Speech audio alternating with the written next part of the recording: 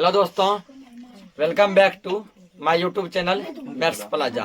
तो दोस्तों, आज मैं इस वीडियो में Bihar board class 6 Sanskrit chapter 12 जिसका नाम है नीति श्लोकाः और यह चैप्टर जो है आपके संस्कृत बुक का सबसे लास्ट चैप्टर है। ठीक है ना। चैप्टर 12 जो है आपके संस्कृत बुक का सबसे लास्ट सबसे अंतिम चैप्टर है।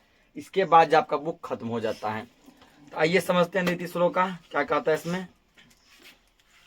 श्लोक जैसे दिया पहला, प्रिय वाक्य प्रदानेन सर्वे तुष्यन्ति जन्तवः तस्मात् देव वक्तव्यम वचने च दरिद्रता। इसका मतलब हुआ प्रिय वचन बोलने से सभी जीव प्रसन्न होते हैं। प्रिय मतलब आप प्यार से, ठीक ना। सभी से तुम जब प्यार से बातें करो, चाहे तुमसे बड़े व्यक्ति हो चाहे तुमसे छोटे व्यक्ति हो, ठीक ना। चाहे तुम्हारे अपने हो चाहे तुम्हारे पराये हो, चाहे तुम्हारे पड़ोसी में रहने वाले हो, चाहे दोस्त हो चाहे दुश्मन हो, सभी व्यक्तियों से प्यार से बात करो। अरे जानवर भी है, उसको भी तुम देखो प्यार से सहलाओ, वो तुमको नहीं कुछ करेगा। ठीक है। यदि कोई कुत्ता ही है, मान लो खूंखार कुत्ता है, तो उसको प्यार से सहलाओ, देखो वो कुछ नहीं करेगा तुमको। इसलिए ऐसा ही बोलना चाहिए। बोलने में कंजूसी कैसी, कह रहा है प्यार से बोलने में कंजूसी कैसा, गरीबी कैसा। आदमी जो खाने पीने में कंजूसी करता है, पैसा खर्च करने में कंजूसी करता है, दूसरों को कर्ज देने में कंजूसी करता है, लेकिन प्यार से भाषा बोलने में क्या कंजूसी। ये बोला, इसलिए कहा कि बोलने में कोई कंजूसी नहीं। अर्थात प्रिय वाक्य बोलने से क्या कंजूसी आ जाएगी? तो नहीं। क्या गरीबी आ जाएगी? नहीं। तो जब प्रिय वाक्य बोलने से, प्यार से बोलने से कोई कंजूसी या गरीबी नहीं आ रहा है, तब प्यार से बोलने में हमें क्या दिक्कत है? क्यों ना हम सबसे प्यार से रहें, अच्छे से बोलें। अगला दिया है, यस्मिन देशे न सम्मानो न प्रीतर्न च बंधवा न च विद्यागम कंचिन तत्र दिवसम वसेत। इसका मतलब हुआ जिस स्थान पर सम्मान ना मिले, जहाँ प्रसन्नता नहीं हो, जहाँ कोई वाद्य मतलब मित्र ना हो, और जहाँ विद्या अध्ययन की व्यवस्था ना हो, वहाँ एक दिन भी रहना नहीं चाहिए। बोला गया कि जहाँ तुमको सम्मान नहीं मिले, इज्जत नहीं मिले, तुम्हारा कोई रिस्पेक्ट नहीं करे, वहाँ एक दिन भी मत रुको, एक घंटा मत रुको, वहाँ से जस्ट चले जाओ। उसके बाद बोला गया कि जहाँ पर तुम प्रसन्नता मतलब तुमको खुशी नहीं मिली, मतलब तुमको एक ऐसा जगह गए हो, तुमको खुशी बिल्कुल भी नहीं मिल रहा, ठीक ना, तुम पूरा दुखी हो उस जगह पे, तो वहाँ पर बिल्कुल मत रहो, घर चले जाओ। उसके बाद कहा गया जहाँ तुम्हारा कोई मित्र ना हो, जहाँ तुम्हारा कोई मित्र नहीं हो, कोई दोस्त नहीं है जिस जगह, उस जगह पे मत रहो, चल जाओ वहां से। जहाँ विद्या अध्ययन की व्यवस्था ना हो, मान लो तुम कोई एक ऐसी जगह पे हो जहाँ पढ़ने लिखने के लिए ना तो कोचिंग है, ना स्कूल है, ना ही कोई टीचर है, ठीक ना, तो ऐसे जगह पे मत रुको, वहां से चले जाओ, क्योंकि ऐसा जगह पर एक दिन भी रहना जो बहुत ही मुश्किल हो जाता है।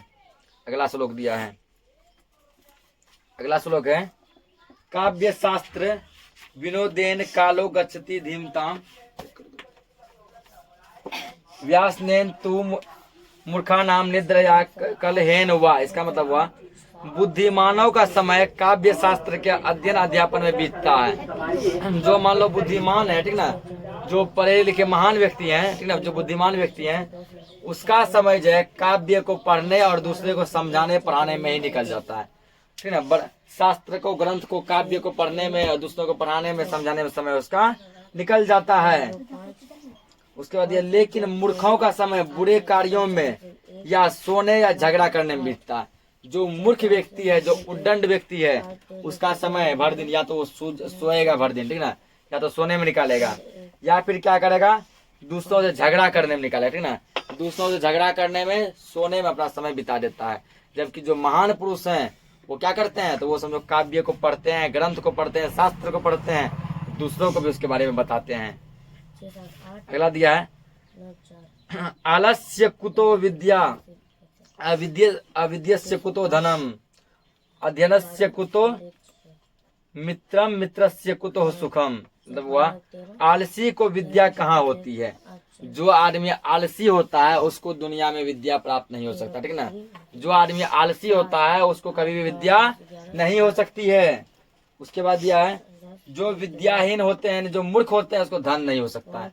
अब मान के समझो तुम्हारे पास कोई विद्या नहीं है, तुम्हें कोई चीज की कला नहीं है, तुम्हें कोई चीज का हुनर नहीं है, तुम जीवन में धन यानी पैसा कौड़ी नहीं कमा सकता, क्योंकि तुमको कुछ अबे नहीं करता है।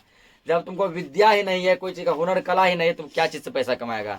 तो विद्या के बिना धन जो है नहीं होता, यानी मूर्ख व्यक्ति को धन समझ नहीं रहता है, धनहीन को मित्र नहीं होता है। जो समझो, आप समझो कि पहले देखो, पहले क्या क्या करना है, सबसे पहले है विद्या। विद्या नहीं हुआ तुमको धन नहीं हुआ, ठीक ना। विद्या नहीं हुआ तुमको धन नहीं हुआ, तुम विद्या के बिना पैसे नहीं कमा पाए। जब तुम पैसा कौड़ी नहीं कमा पाए, धन नहीं कमा पाए, तुम्हारा क्या होगा, धन के बिना मित्र नहीं होगा, धन के बिना मित्र नहीं होगा। धन नहीं है तो तुम्हारा धन के बिना एक भी दोस्त, एक भी मित्र नहीं बनेगा। धनहीन को मित्र कहाँ, और मित्र के बिना सुख कहाँ। और यदि जीवन में मित्र नहीं है, दोस्त नहीं है, तुम उसके बिना सुखी कैसे रहोगे, उसके बिना सुख कहाँ है तुमको। अगला दिया है, हस्तस्य भूषणम दानम सत्यम कंठस्य भूषणम श्रोतस्य भूषणम शास्त्रम भूषण है किम प्रयोजनम। इसका मतलब हुआ हाथ की शोभा दान देने से होती है। यदि तुम दान धर्म देते हो, दान खूब करते हो, ठीक ना, तो तुम्हारे हाथ की शोभा बढ़ती है। हाथ का शोभा जो दान देने से बढ़ता है। कंठ की शोभा सत्य वचन से बढ़ती है।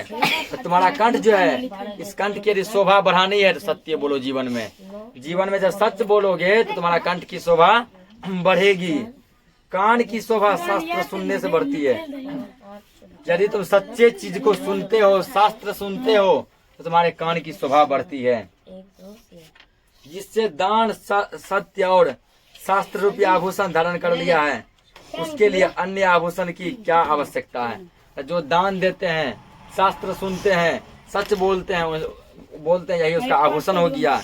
इसके लिए उसको जो और किसी भी प्रकार के आभूषण की आवश्यकता नहीं है। इसी के साथ ये चैप्टर खत्म हो जाता है। चैप्टर ही नहीं समझो, पूरा बुक खत्म हो गया। और इसका क्वेश्चन आंसर देखते हैं।